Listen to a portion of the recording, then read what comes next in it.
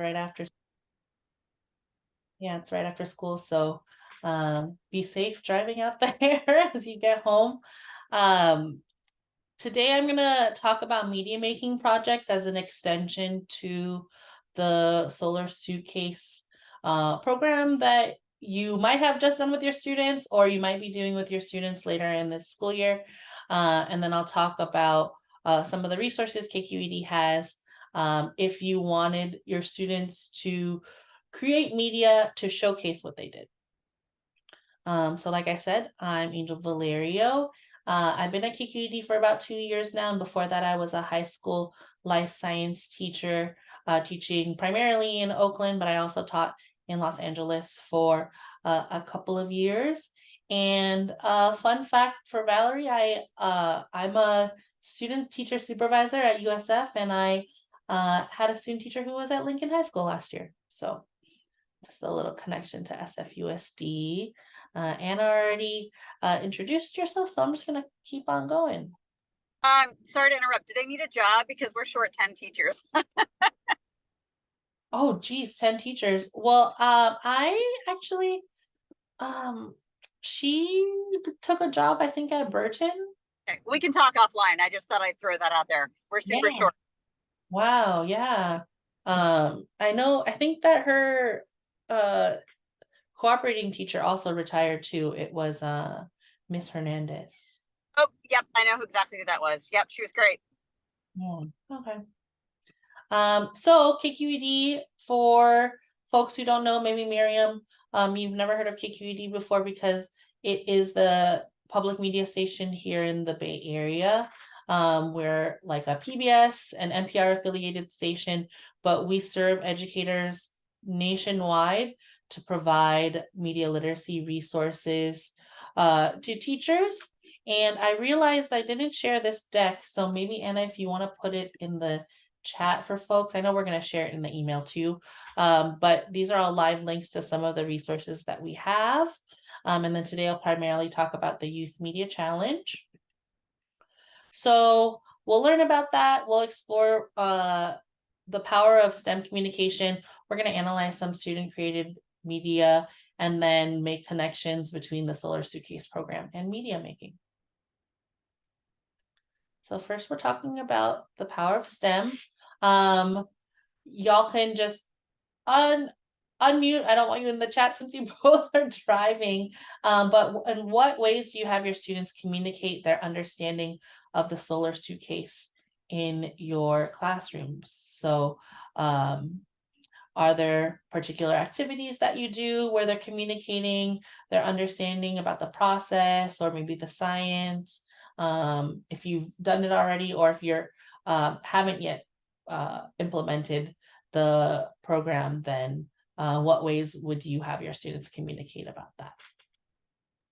I can go first. I think one of the ways that I really enjoy seeing their reflection is when they write the letters that go in the suitcase. And one of the prompts is for them to share what they learned while making it. And those are sent with the suitcase. So I really like that. And they're unique and individual. And then the second way that I do it is we use Seesaw to share student work with parents and families. And I always have students upload a video with their team explaining how the Solar Suitcase works. Awesome. That's great. Thanks for sharing that. Okay, so I had them create their own video of, like, I had a reporter take care of the before, take pictures and do all of that. And they're supposed to, I haven't seen them yet, but they're supposed to submit a video explaining to me what happened, the whole process, and what they did. I'm not sure if and they also wrote the letter. Well, another student wrote a letter, and that was kind of cool too. So I'm looking forward to hearing what you have to say so that I can go back and maybe tell them, okay, let's do this now. And that would be cool. Yeah. Awesome. Can I show what I've done also? Yeah, of course. It didn't involve making media, but it could have done. My favorite way I've done this on summer programs is to have older kids who built the suitcases. These were like 7th grade, present them to like 10-year-olds, and it was amazing. The little kids were really into it. They asked loads of questions, and the older kids just got really serious, and just tried incredibly hard to explain stuff. And yeah, that kind of authentic audience, you can't beat it, really. Yeah. Thanks everyone for sharing. And it sounds like both Valerie and Miriam, you already are doing some sort of media making, which is great. So the extensions will look pretty clear for you. And even with your example, Anna, you're thinking about an audience, right? You're thinking about who can they communicate to about what their understanding is. So in Valerie's case, it might be parents or family through Seesaw, and for Anna's case, the 10-year-old. So thinking about using media to communicate to an audience is exactly what we're going to talk about today. So one way, so there are multiple ways to communicate, right? Video is one. There are multiple types of media. One type of media that you might use is something called an infographic, and we'll go a little bit more into infographics in a bit, but I'm wondering if folks can look at this infographic here and see what is it communicating, and why would this be a strong example of STEM communication? Might be hard on the phone. Well, I see the engineering process. Yes, the engineering process. So that it's communicating the engineering process. And how would this be a strong example of STEM communication?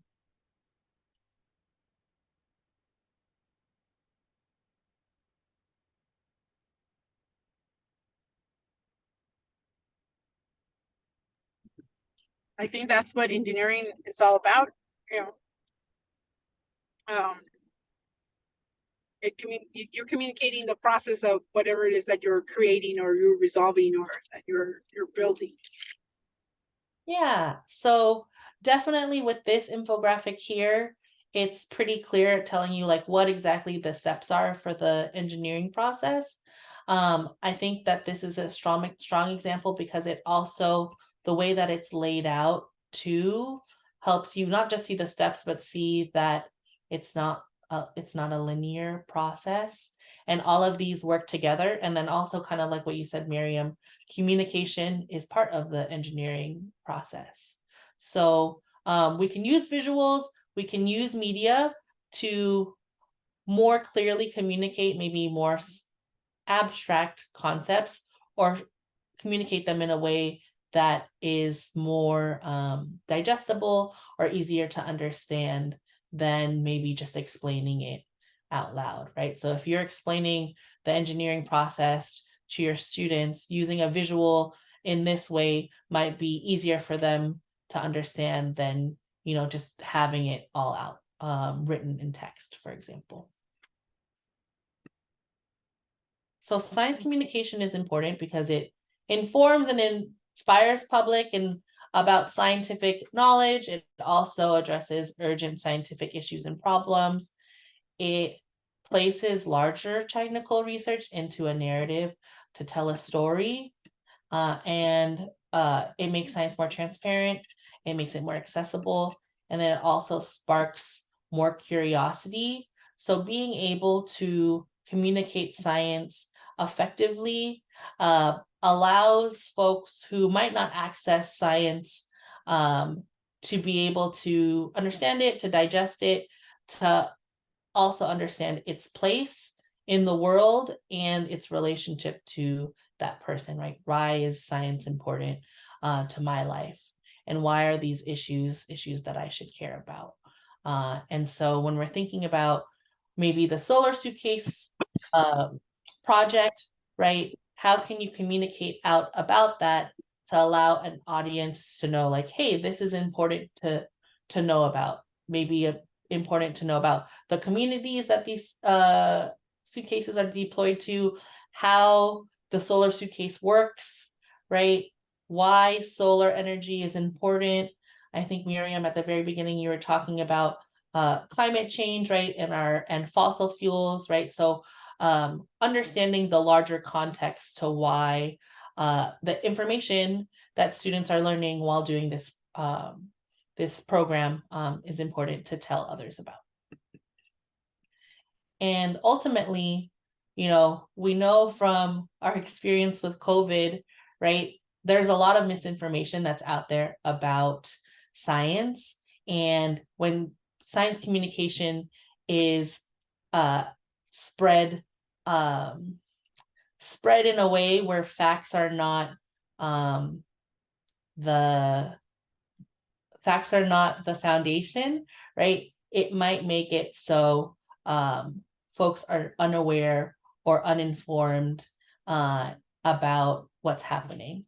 And so this is just a cartoon that I got that shows, you know, what happens in science, in the science news cycle, the science that we hear on social media, right? It's almost like a game of telephone where in order to get virality or in order to get more views, there are certain maybe clickbaity or more sensationalized headlines that are put forth to the general audience that could, you know, cause fear or, like I said, cause maybe more of an emotional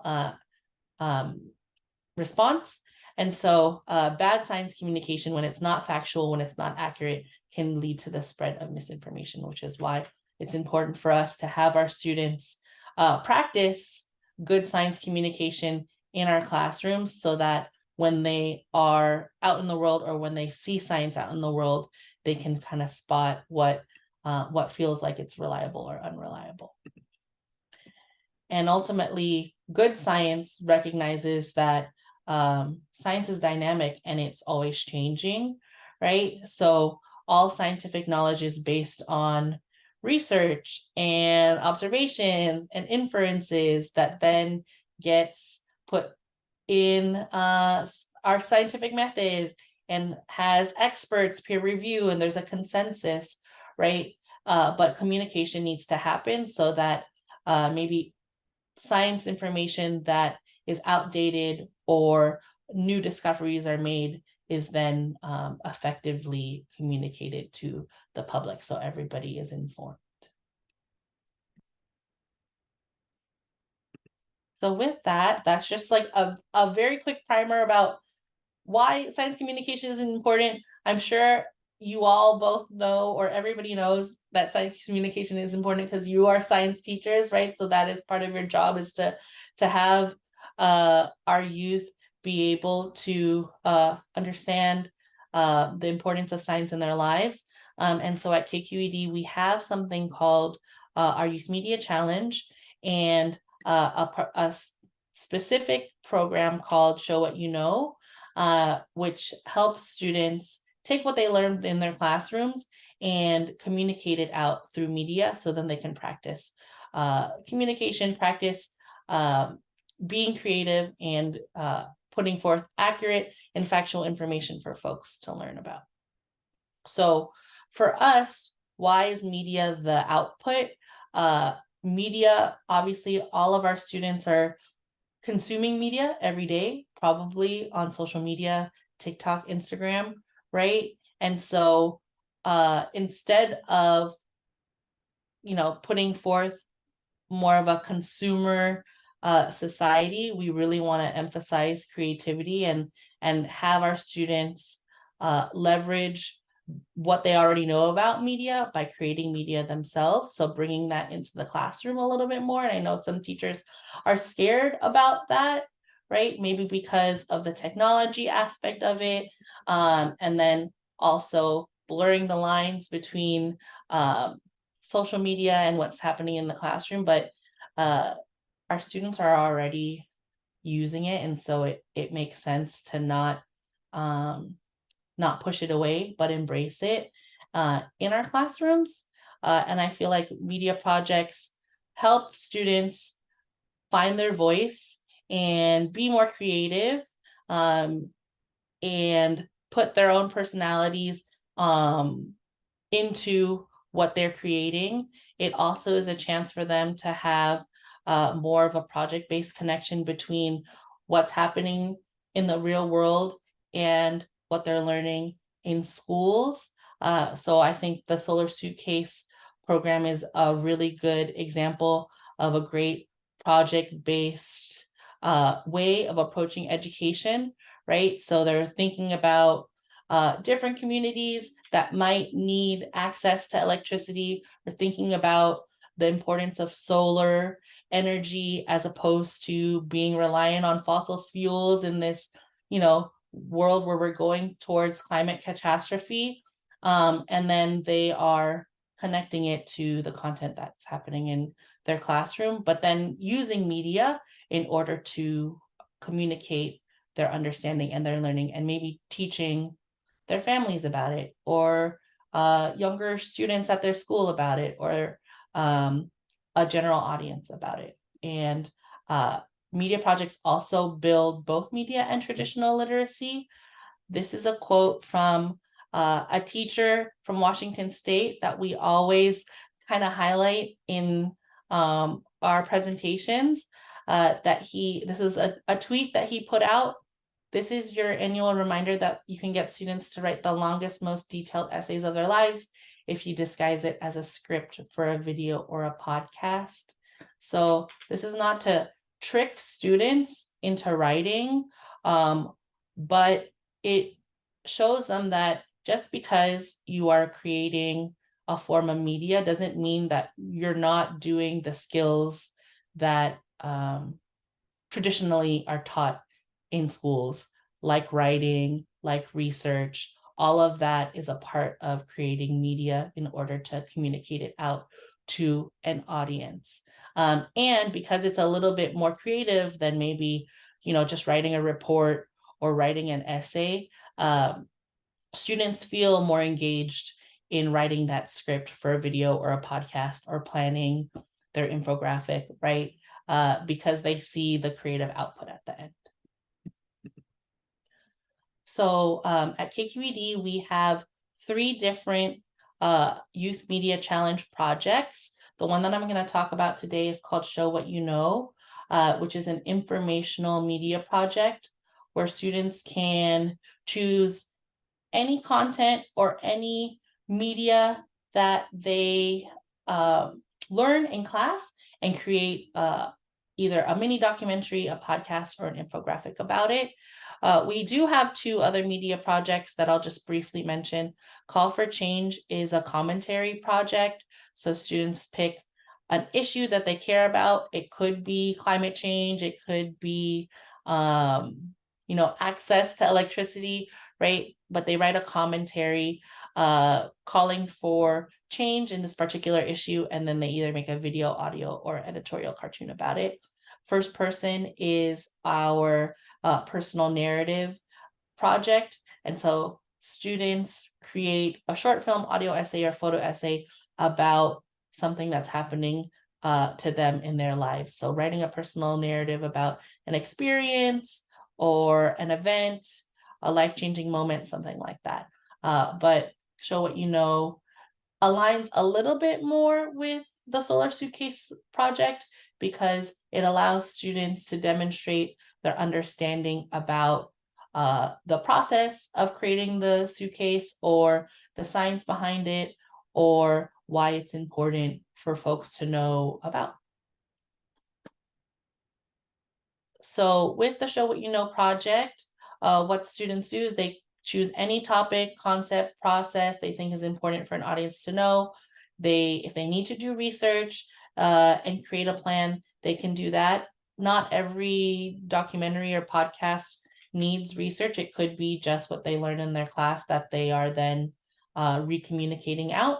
And then they create the media that communicates it, and then they publish it on our youth media showcase at KQED. So they're able to share their media with an audience outside of the classroom. And I think that this is something that teachers really like. It's an opportunity to have a little bit more of an authentic audience, and for students to feel like their voices are being heard and uplifted. And then at KQED, because we're public media, station, we have the opportunity to put videos on KQED TV. If they're a podcast, we can put them on the radio, or we can distribute them during our digital, from our digital platform, social media, things like that.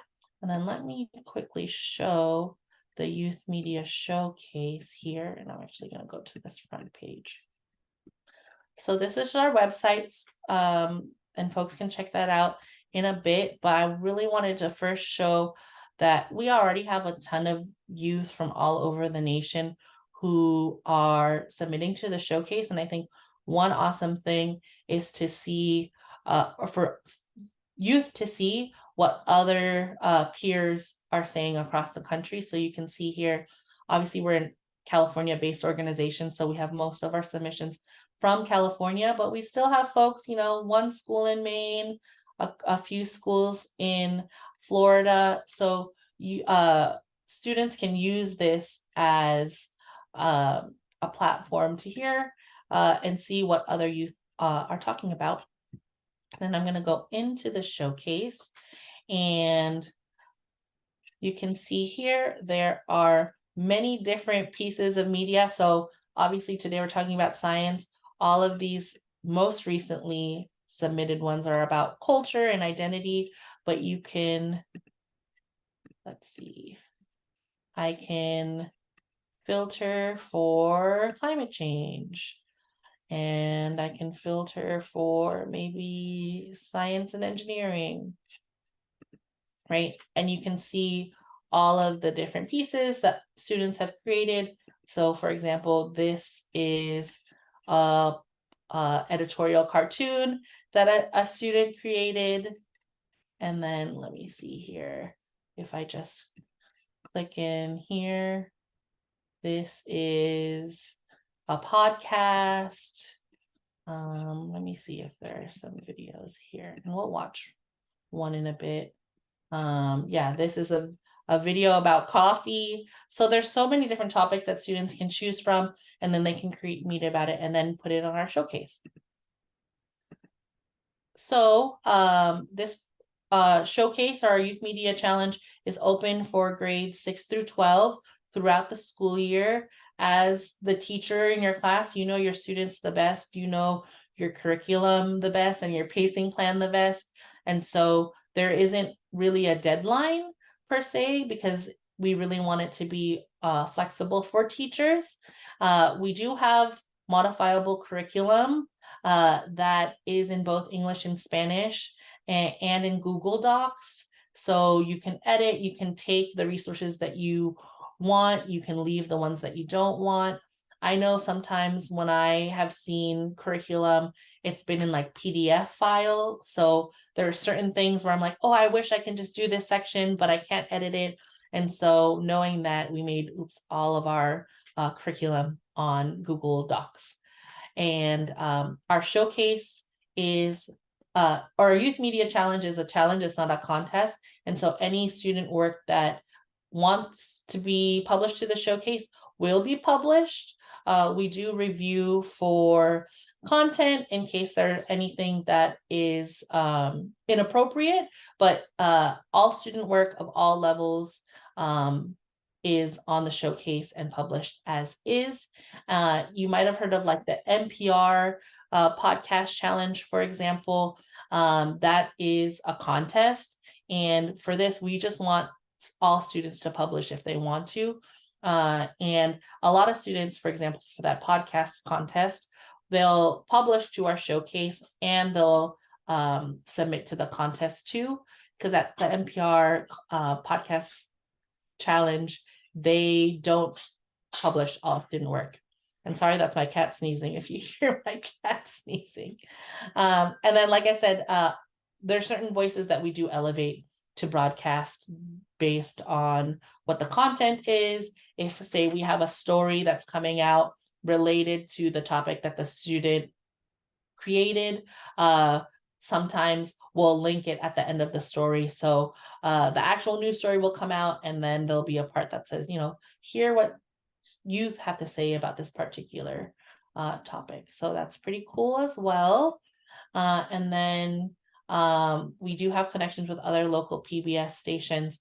So even if you're not in the Bay Area, there are still opportunities to uplift youth voice that way. I know in SoCal, we've had some students have their videos get put on the social media of LAist, which is the public media station there in the LA area. So we have a lot of different connections to different PBS stations who also want to uplift youth media. And so I've been talking a lot, so I might pass it on to Anna to talk about specific extensions to the Solar Suitcase program. Yeah, thank you. So here are just a few ideas. I mean, there are anything you can think of would work great, but these were the kind of the main ones that came to mind when we were thinking this through. The process of building and testing the Solar Suitcase, I think, is something that students are really proud of when they've done it, and I've seen them enjoy being able to explain it to each other. So that would be a really cool thing to make a video about. It doesn't really explain any science, it's more the technology side and the engineering side, but that could be a good opportunity for some media making. If you did want them to get into more detail about, you know, how a solar panel works or the flow of electricity in the suitcase, or explain the wiring diagram, then that would also be another great option. So explaining the science behind the Solar Suitcase and how it works.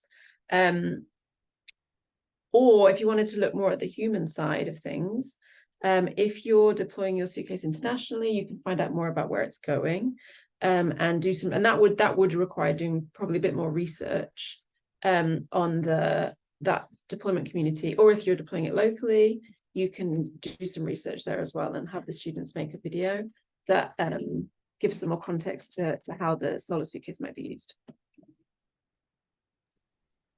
Yeah, thanks so much, Anna. So there's multiple entry points with the Solar Suitcase program to be able to have your students communicate out via media what they're proud of, or what in the program interests them the most. So I'm all about giving students choice.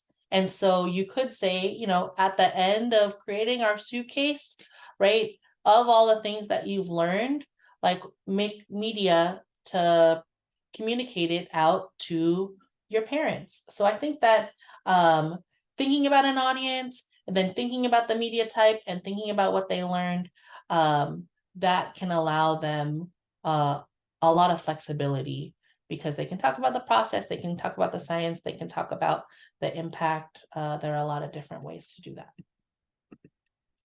And so briefly, I'm just going to showcase some student examples. I'm just going to focus mostly on documentary and infographic, because that might be closer to what you've done with your students, or what you might do with your students, especially because, you know, Miriam and Valerie, you said your students already are creating videos. Both of these are different products that students developed in an engineering class, and then they created a video to showcase what they created. So I'm only going to show one. So I think I'm going to show this beach bop one. And then I have to quickly stop sharing so I can share my sound. Hold on a sec.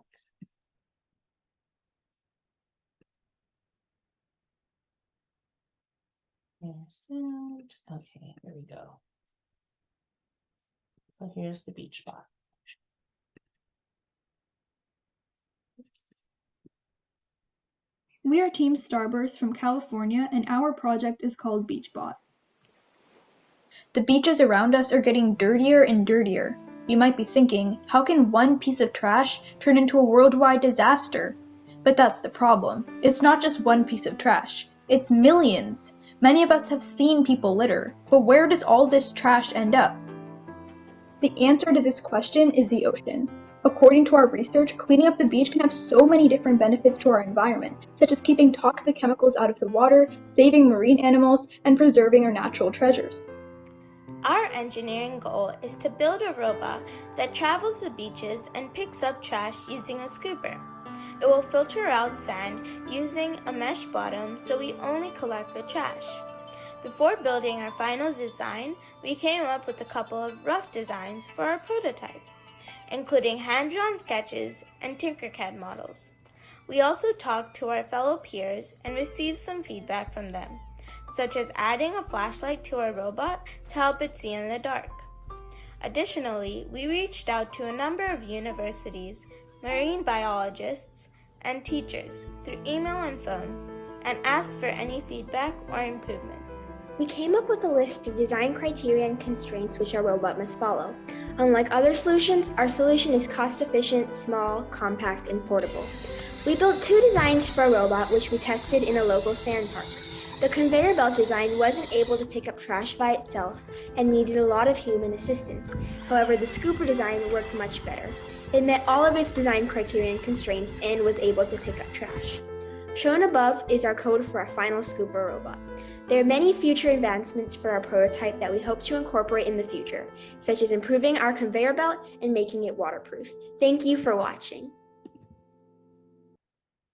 All right, so that was a video from actually a middle school engineering class in Santa Clara.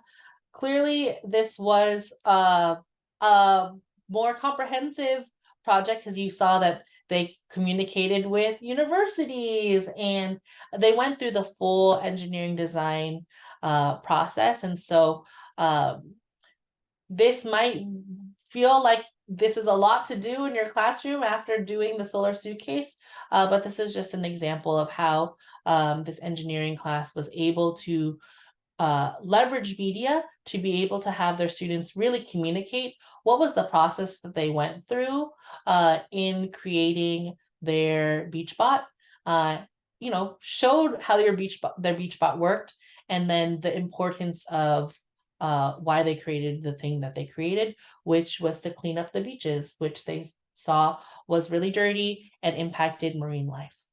And then you have the slide deck so you can see this other example here. This group created a portable learning station for foster youth. So there's just a lot of different examples where you think about the audience of maybe the product or the impact that it would have or the reasons for why they made it in the first place. So typically this is what you would do if you were to create a video, right? You would analyze examples, kind of like what we just did now, watch some videos to get some inspiration. Students would choose their topic or what they would want their video to focus on. If they needed to do some interviewing or if they needed to, write their narration, they would do that, gather their footage, and then edit them, and then eventually maybe get some revisions, get some feedback, and then publish to our youth media showcase. A lot of teachers are really interested in our projects, but sometimes the limiting factor is the technology to be able to create the videos. There are a lot of different video tools that you can use. These are some. So WeVideo, iMovie, Adobe Express. So these are some video tools. Some are free, some are not. It really depends on your school access and what it already is within your district. But KQED does have a partnership with WeVideo, which is one of the tools that you can use in order to edit video. And so if you have the slides and you wanted to use WeVideo, you can get 6 months free access just by clicking this link here for you, and then you can get the access for you and 150 of your kids. So you can have them edit and make those videos. Another free tool that is accessible to all teachers is Adobe Express, and another one that now has video is actually Canva has a video editor in there too. So video editing is just getting I don't want to call it mainstream, but it's more accessible now because video and media is so pervasive in our lives now. And it's important for not just our youth, but everyone to really have those skills nowadays. The next thing that I want to showcase is just infographics. What is an infographic? It essentially is a visualization of data that combines graphics, numbers, words, and simplifies it into an engaging format to tell you a story. So you take data, you sort it, you arrange it, and you present it visually so somebody can understand more information about whatever the topic is. So these are some infographic examples that students have created and submitted to the showcase. This first one, I think this was a research project about severe weather events that have happened in America.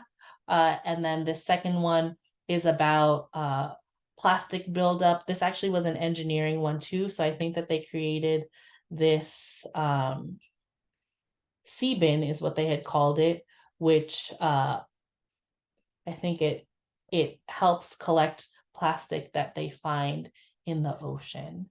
And then this third one here is about the Great Pacific Garbage Patch and ghost nets that are found in the ocean. So it's a little bit more informational, showing the audience about the dangers of ghost nets. So there's a lot of different directions that you can use with infographics.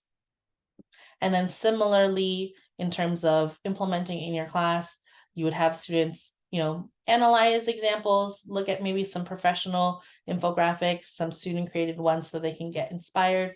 You choose your topic. If you have to do research or if you want your students to do more research, they can do that to collect the data that they want. And for us, data isn't necessarily just numbers, right? They can be facts, they could be pictures too. There's a lot of different ways that you can think about data. And then they, think about the layout of the infographic and they get to graphic designing with color and fonts, maybe get feedback too, and then publish to our youth media showcase. And just like with video, there are a ton of different tools that are accessible to students nowadays. Canva, like I had mentioned before, is free. They have a ton of infographic tools and icons and templates, but there's also Adobe Express. I've seen a lot of students create some awesome things with Google Draw just from scratch, from building it themselves. And then BioRender is a really cool infographic tool that has science-specific icons to make the infographics really look almost like professional science posters that you would see professionals doing or folks in higher ed creating. And Adobe Express, like I said, is free for all K-12 educators. So this is just some information if you wanted to make an account yourself. And then same with Canva if you wanted to get a free K-12 Canva account as well. So before we get to some questions, if, say, your students create media, you want them to publish to our youth media showcase, these are just reference slides. Like I said, submissions are accepted throughout the school year and they're published on the showcase as they're submitted. Teachers create an account on the showcase. Students don't create an account. And so the teachers will get a unique code that then when the students submit their media, they use their teacher submission code. And then we have some resources for submitting if you want them. And we have lots of templates too for students to use so that they're not just submitting into the form on the website. They can do a lot of that planning with the template first and then just copy and paste it into the website. So that's submitting. And that's a little bit about our youth media challenges and mini documentaries and infographics. We love for youth to share their voice even beyond the showcase. So every youth submission has a unique URL So once you submit, you have this URL that then you can share out more widely. And so if you have students say, create a video about the process of building, say their solar suitcase, wouldn't it be cool then to have this link and maybe share it with the community that the suitcase is being deployed to? So then they can see, here are the folks who made the suitcase that you're using, or to send it to another organization in your area that's doing similar work that's related to the topic of your video or your infographic. There's just a lot of things to think about and ways to share more widely, so then our youth feel empowered and feel like the work that they're doing doesn't just die in the classroom, right? There's more opportunities for them to share their knowledge and communicate out to a more authentic audience. So that's all I really have. And it's about like 4:45-ish. Are there any questions that folks have? I kind of was just chatting a lot. Would be cool for them to share on their portfolios and resumes too. Yes, definitely. We have a couple of students actually who created media in the last couple of years, shared it on our showcase, and then now are in college and wanting to do a little bit more media making and have put it on their resumes. And you have the link there, so it's really easy to just like link that onto your resume for folks to see. And I do think that giving students the opportunity in our classes to create media might inspire them to continue to go that path later on in their life, or think about science communication, or think about whatever subject area they're interested in, but the intersection of that and media, because media is really the main way that anything is really communicated out nowadays. But yeah, those are great things to notice. You have any recommendations of the platforms? Like, are there one or two that teachers or students find easier to use? Yeah, so depending on what tools you have at your school, if you're at a school that has Chromebooks, then I would say the web-based tools. So for video, it would be WeVideo, and then or Adobe Express. And then for infographics, I would say Canva or Adobe Express. I would say probably Canva over Adobe. If you have Apple products, iPads, iMovie is pretty good. And actually the platform of iMovie looks very similar to WeVideo in that case. And these are all really great like entry-level tools for students if they then want to go into video production or media arts later in their life. A lot of similar user faces than like Final Cut Pro or like Adobe Premiere. Those are the ones that like professionals use. But the user interface for at least Adobe, Canva, and WeVideo are pretty easy for students to navigate.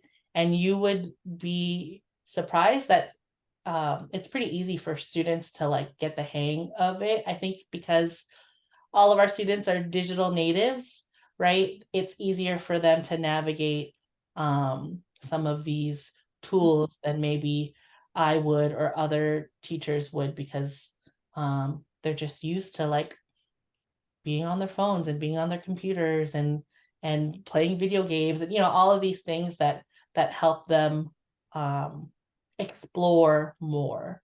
Whereas I've seen teachers get on the tools and really need like step-by-step instructions, but students have more of like a freedom to be like, let me just see what this button does, and let me just like mess around with this and see what I create. There's like a little bit more of that freedom to do that, and then they end up making amazing videos or amazing infographics because they're they're a little bit more open-minded with playing around with the tools and making mistakes in a way that teachers are like, tell me exactly like what to press and I will press those things. So yeah, any other questions? I'm wondering if y'all see connections to what you have done already with the Solar Suitcase program, or what you might be doing this year with media making. Like, is there a clear connection that you see? Well, I'm open-minded to do more videos, I guess, at this point.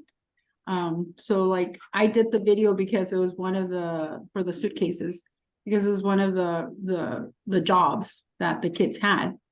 But I mean, why not do it for other activities, other lab? So it's pretty cool. Thank you. Thanks, Miriam, for sharing that.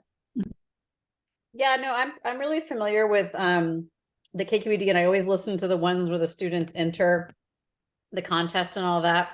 And I'm always like, I really should do that. And then I just never do it because I never have ideas. So thank you. This motivates me. And I get asked about the Solar Suitcase a lot.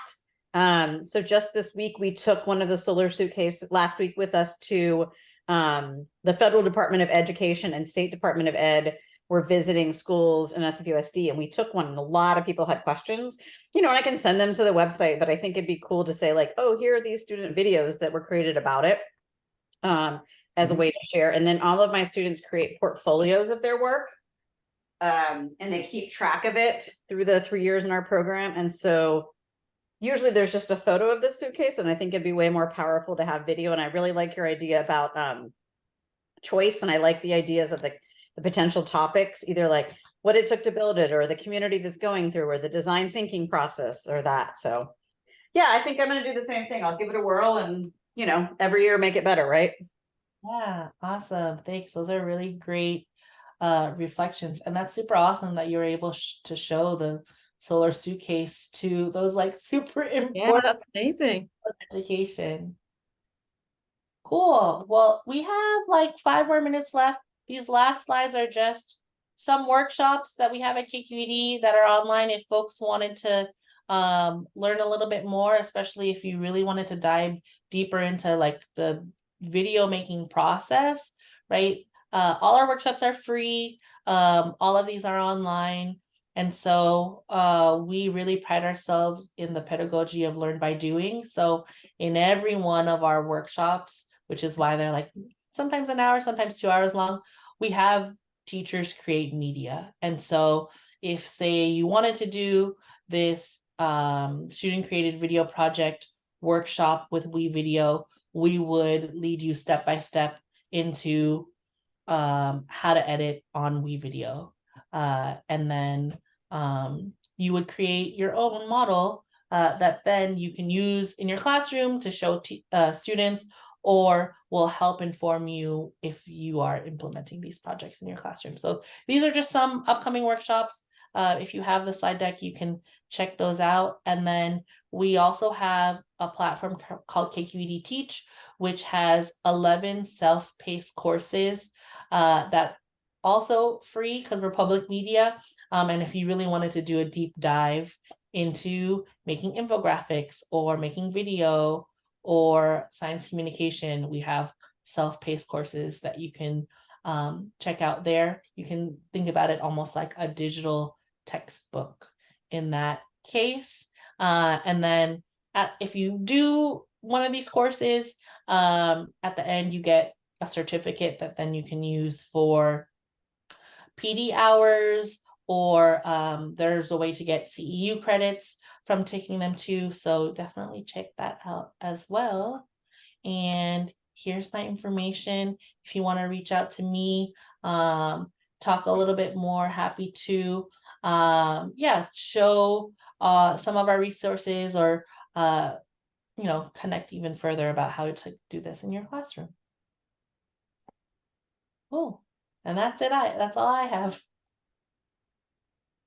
Yeah, that's Thank great. you. I hope you both get to use some of this in your classrooms. Sorry, Miriam, did you want to say something?